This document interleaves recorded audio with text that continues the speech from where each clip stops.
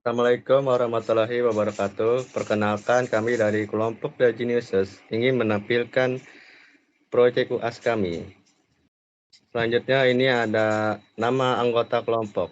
Pertama, nama saya Iqbal Nur Hakim, NIM 2022-31054. Yang kedua, saya Wahid Yamisa Putra, NIM 2022-31040. Yang ketiga, saya Gelira Kasiwi dengan NIM 2022-31060.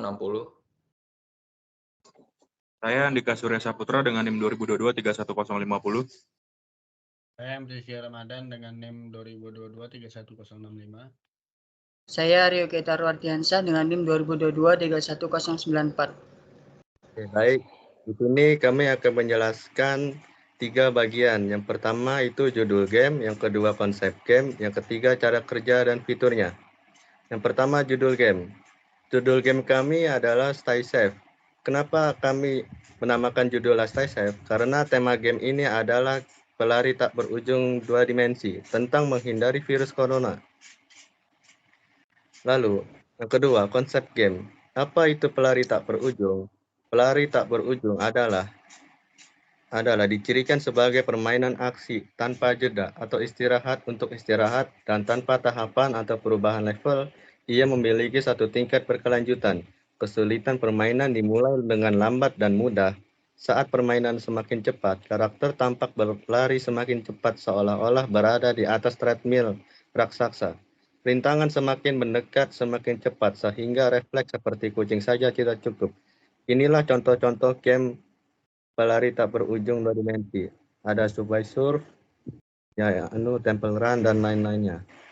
Selanjutnya itu ada cara kerja dan fiturnya. Cara kerjanya, kontrol permainan ini sangat mudah.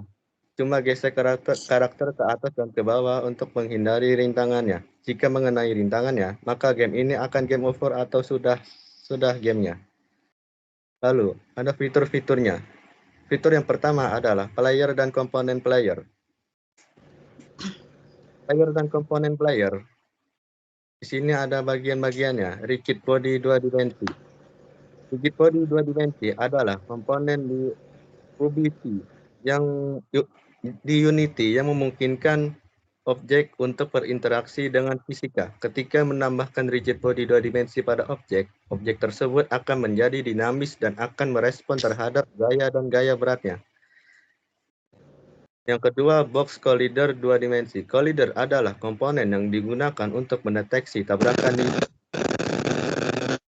khususnya adalah collider yang cocok untuk objek-objek dengan bentuk kotak atau persegi panjang. Collider menentukan area yang dapat ditabrak oleh objek lain dalam lingkungan game. Player script. Script ini akan membuat player agar bergerak ke atas dan ke bawah dengan cara menekan tombol up dan down dengan speed 12. Lalu, fitur yang selanjutnya akan dijelaskan oleh teman saya. Ya, fitur selanjutnya ada background dan komponen background.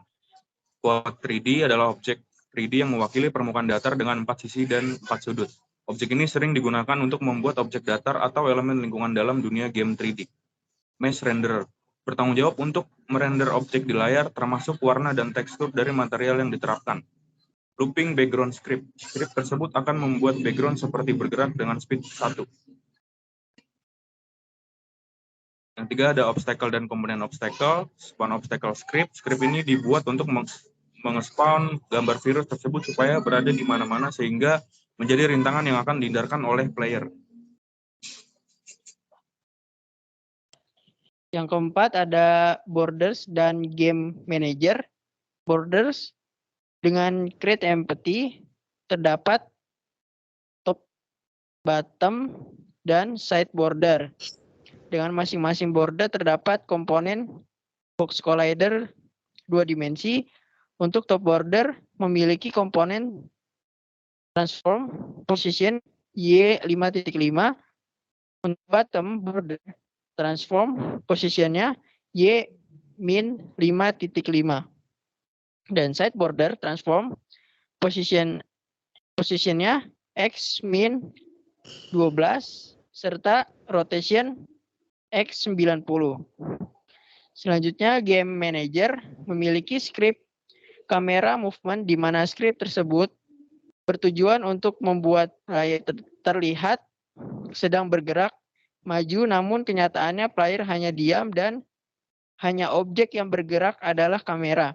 Script game over bertujuan untuk membuat game over pada game tersebut.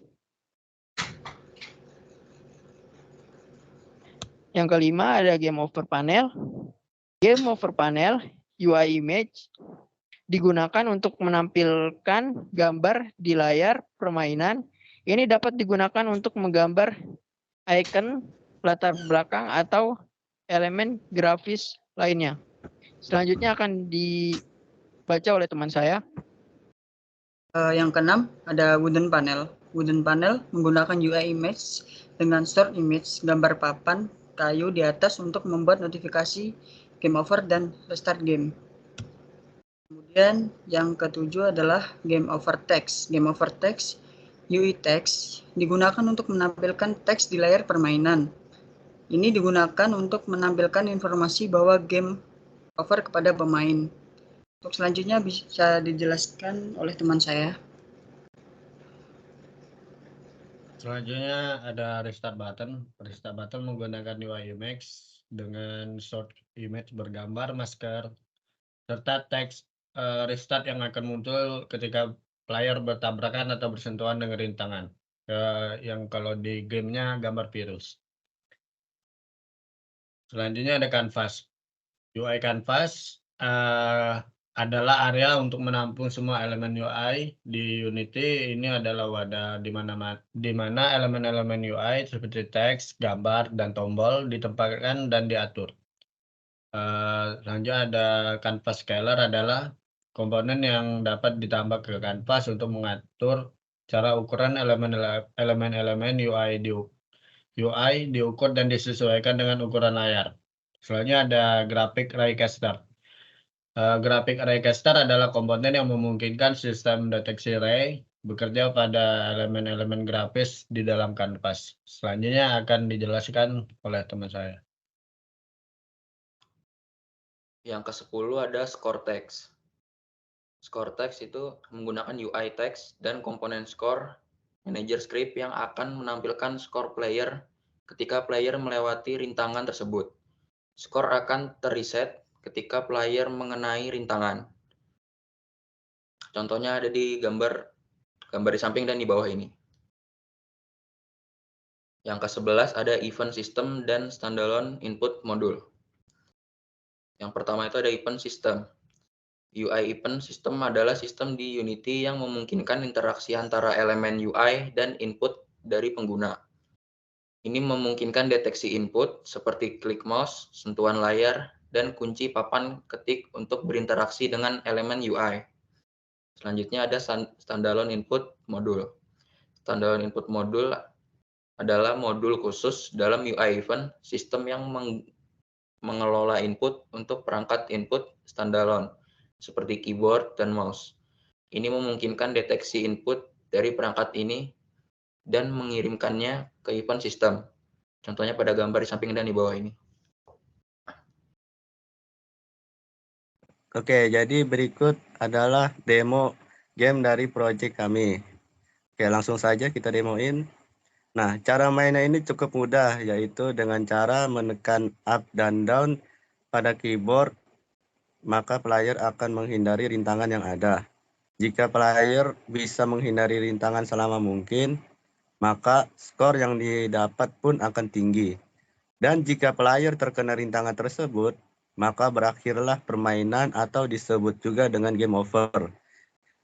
Jika ingin memainkannya lagi, maka cukup menekan restart dan game pun akan mulai kembali dengan skor terendah yaitu 0. Ya, sekian demo dari game kami. Oke, cukup. Terima kasih. Wassalamualaikum warahmatullahi wabarakatuh.